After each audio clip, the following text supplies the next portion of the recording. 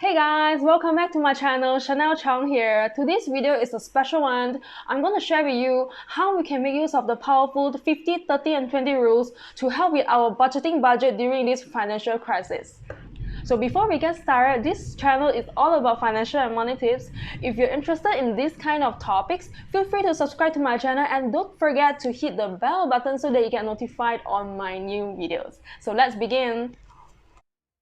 50, 30 and 20 rule is not a new tool, but it's definitely one of the most powerful tools in the world to help out with our financial budgeting. So what is 50, 30 and 20?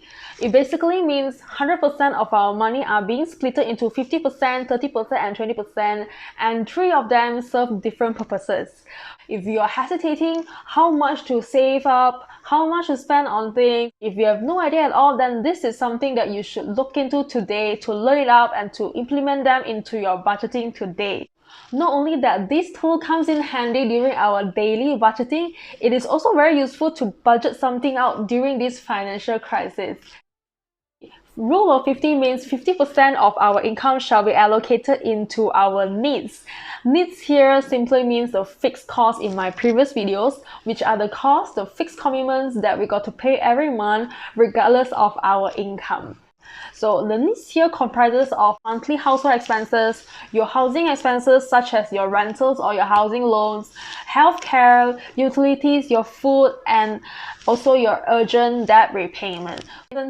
During a recent interview with CBC News, a Canadian citizen asked the financial expert this question. We are the employees who are living paycheck to paycheck every month, and we have been finding it difficult to survive even before the financial crisis hit. Now that the pandemic is going on, we are losing our income, we have no savings to do. How should we go about it during this financial crisis? One of the financial experts, her name is Carrie Taylor, she mentioned this answer. First and foremost thing is don't worry about your credit score, your credit report. The most important thing is your health. Your health is your wealth in this situation. Your priority should be going to paying for food and medications. Now, Carrie Taylor made it to a point where we should always focus back on our needs during critical moments. For example, we got to pay for our food now. You got to focus on our healthcare today because we can't afford to fall sick today. So the concept of needs here is we are not talking about our fancy food. We used to eat very good steaks, but right now we are falling back to just our essential items, the basic food. We are not talking about a fancy condo, a fancy bungalow to stay in, but it's just a roof, a shelter. Our monthly household expenses, our food, and our housing should be at a minimum. If we are staying in an oversized home, then we can consider to downsize them if we are facing the financial difficulty. If we are renting a very big studio, maybe it's time to downsize to a room instead. Now, one of the things that should emphasize is our health care. Our health is our wealth during this moment. Have we been doing regular exercise to keep ourselves fit? Have we been eating a balanced diet every day? Have we been protecting ourselves by allocating into suitable medical and health insurance? This is something that shouldn't be neglected, especially if we are breadwinners and a caretaker.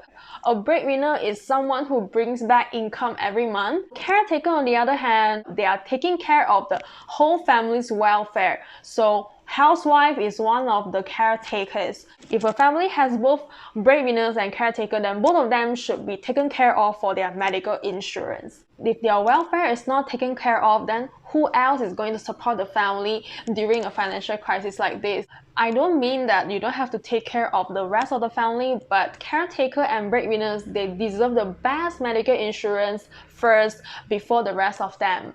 So if you're wondering how much you should be allocating every month into your medical and your health insurance, the optimal amount should be around 10 to 15% of your income every month.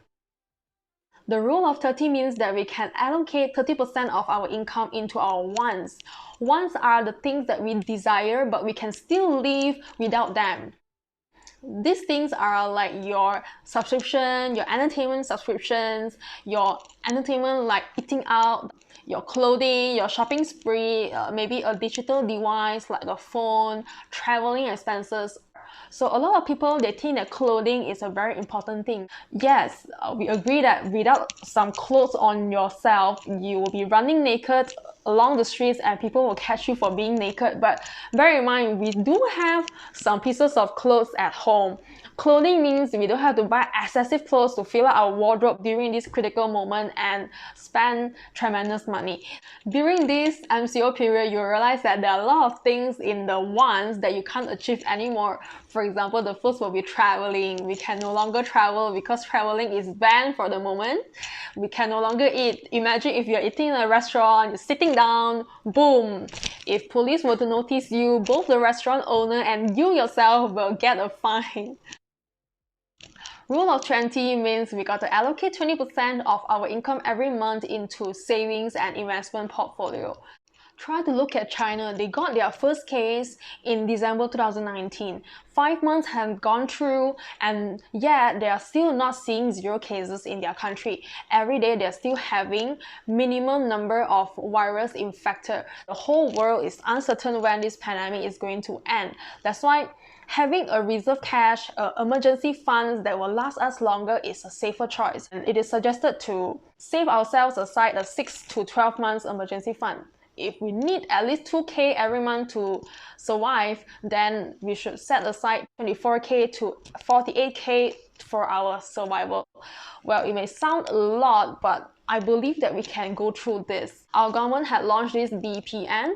Let's say you have a household income of less than 8,000, 4,000, you are a bachelor, you are single, who is earning less than 2K, less than 4K, or you're an employer, you're still giving minimum wage to your employees, you can apply for the subsidy on your pay. So all these are given by our Malaysian government. You can go and explore them to ease your financial situation today.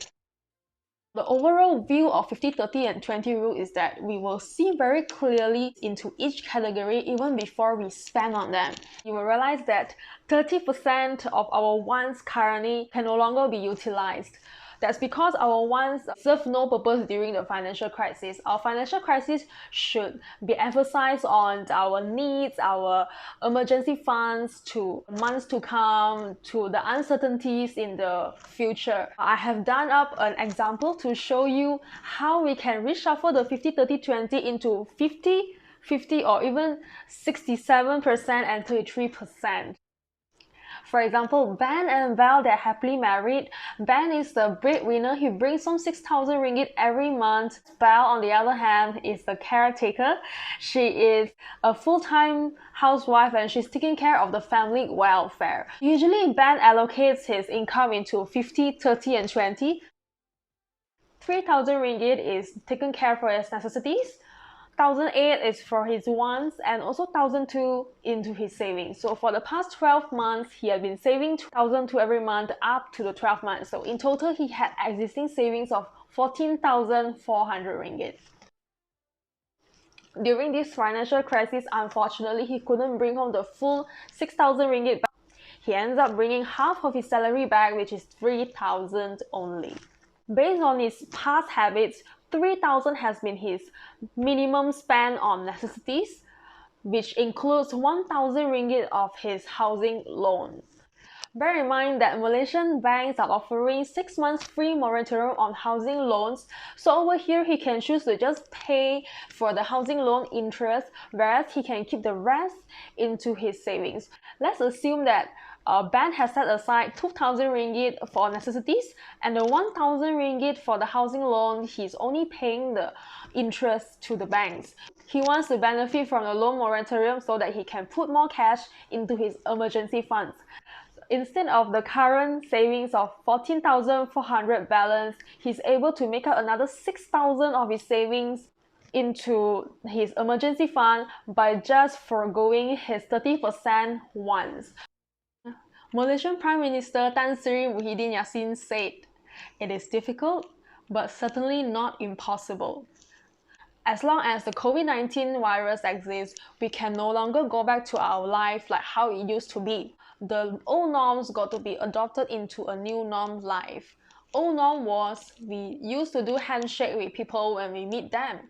The new norm is that we don't do handshake to stay away from the virus. So financially wise, the old norm was getting our paycheck, not to worry about anything, and spending according to our budget. But the new norm here is we got to innovate our way of budgeting, our way of getting our income so that we are more economical savvy in our financial part. If you like my video today, don't forget to subscribe to my channel, hit the like button and comment down below. I'll see you again in my next video. Bye!